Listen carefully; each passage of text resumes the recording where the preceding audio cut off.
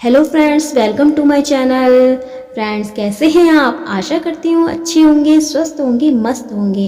Friends, यदि आप हमारे चैनल पर नए आए हैं तो सबसे पहले चैनल को सब्सक्राइब कर लीजिए, बेल आइकन को प्रेस कर दीजिए। तो फ्रेंड्स, आज ही हम अपनी वीडियो में विजय एकादशी की व्रत कथा के बारे में जानेंगे। इसकी पौराणिक कथा क्या है, ये विस्तार से हम अपनी वीडियो में आपको बताएंगे। तो चलिए शुरू करते हैं विजय एकादशी की कथा। धर्मराज युधिष्ठिर बोले, हे जनार्दन, फाल्गुन मास के कृष्ण पक्ष की एकादशी का क्या नाम है तथा उसकी विधि क्या है? कृपा करके मुझे बतलाइए। श्री भगवान बोले, हे राजन, फाल्गुन मास के कृष्ण पक्ष की एकादशी का नाम विजया एकादशी है। इसके व्रत के प्रभाव से मनुष्य को विजय प्राप्त होती है तथा यह सब व्रतों में उत्तम व्रत है। इस विजय एकादशी के महात्म्य के श्रवण व पठन से समस्त कष्ट और पापों का नाश हो जाता है। एक समय देवर्षि नारद जी ने जगत पिता ब्रह्मा जी से कहा, महाराज, आप मुझसे फाल्गुन मास के कृष्ण पक्ष की एकादशी का विधान कहिए। ब्रह्मा जी कहने लगे, हे नारद, विजया एकादशी का व्रत पुराने तथा नए पापों को नाश करने वाला है। इस विजया एकादशी की विधि मैंने आज तक किसी से भी नहीं कही है। यह समस्त मनुष्यों को विजय प्रदान करती है। त्रेता युग में मर्यादा पुरुषोत्तम श्री रामचंद्र जी को जब 14 वर्ष का वनवास हो गया, तब वे श्री लक्ष्मण तथा सीता जी सहित पंचवटी में निवास करने लगे।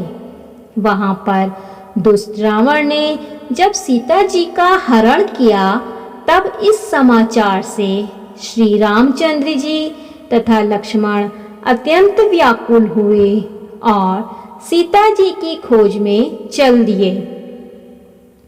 घूमते घूमते जब वे मरणासन जटायु के पास पहुंचे, तो जटायु उन्हें सीता जी का वृत्तांत सुनाकर स्वर्गलोक चला गया। कुछ आगे जाकर उनकी सुग्रीव से मित्रता हुई और बाली का वध किया। हनुमान जी ने लंका में जाकर सीता जी का पता लगाया और उनसे श्री रामचंद्र जी और सुग्रीव की मित्रता का वर्णन भी किया। वहां से लौटकर हनुमान जी ने भगवान राम के पास आकर सब समाचार कहे। श्री रामचंद्र जी ने वानर सेना सहित सुग्रीव की संपत्ति से लंका को प्रस्थान किया।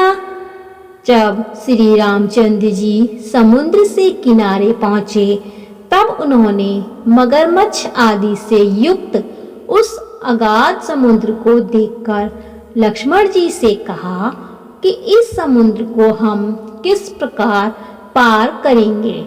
श्री लक्ष्मण जी ने कहा, हे पुराण पुरुषोत्तम, आप आदि पुरुष हैं, सब कुछ जानते हैं। यहाँ से आधा योजन दूर पर कुमारी द्वीप में वकदालभ्य नाम के मुनि रहते हैं। उन्होंने अनेक ब्रह्म देखे हैं। आप उनके पास जाकर इसका उपाय पूछिए। लक्ष्मण जी के इस प्रकार के वचन सुनकर श्री रामचंद्र जी वकदालभ्य ऋषि के पास गए और उनको प्रणाम करके बैठ गए। मुनि ने भी उनको मनुष्य रूप धारण किए हुए पुराण पुरुषोत्तम समझकर उनसे पूछा कि हे राम, आपका आना कैसे हुआ? रामचंद्र जी कहने लगे कि हे ऋषि, मैं अपनी सेना सहित यहाँ आया हूँ और राक्षसों को जीतने के लिए लंका जा रहा हूँ। आप कृपा करके समुद्र पार करने का कोई उपाय बतलाइए। मैं इसी कारण से आपके पास आया हूँ।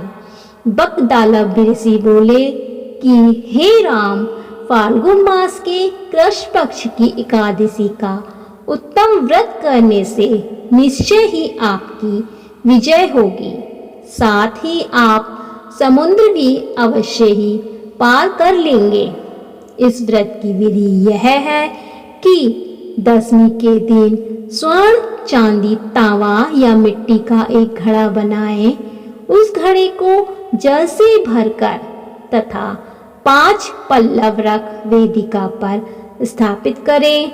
उस घड़े के नीचे सतनजा और ऊपर जौ रखें। उस पर श्री नारायण भगवान की स्वर्ण की मूर्ति स्थापित करें। एकादशी के दिन स्नान आदि से निवृत्त होकर धूप, दीप, नैवेद्य, नारियल आदि से भगवान की पूजा करें। तत्पश्चात घड़े के सामने बैठकर दिन व्यतीत करें और रात्रि को भी उसी प्रकार बैठे रहकर जागरण करें। द्वादशी के दिन नित्य नियम से निवृत्त होकर उस घड़े को ब्राह्मण को दे दे। हे राम, यदि तुम भी इस व्रत को सेनापतियों सहित करोगे तो तुम्हारी विजय अवश्य ही होगी। श्री रामचंद्र जी ने ऋषि के कथनानुसार इस व्रत को किया और इसके प्रभाव से दैत्यों पर विजय पाए। अतः हे राजन, जो कोई मनुष्य विधि पूर्वक इस व्रत को करेगा, दोनों लोकों में उसकी अवश्य ही विजय होगी। श्री ब्रह्मा जी ने नारद जी से कहा था कि हे पुत्र, जो कोई भी इस व्रत के महात्म्य को पढ़ता या सुनता है, उसको वाजपेयी यज्ञ का फल प्राप्त होता है। तो दोस्तों, यह एकादशी व्रत की कथा यहीं समाप्त होती है। अब मिलते हैं हम अपनी नेक्स्ट वीडियो में। तब तक के लिए नमस्कार।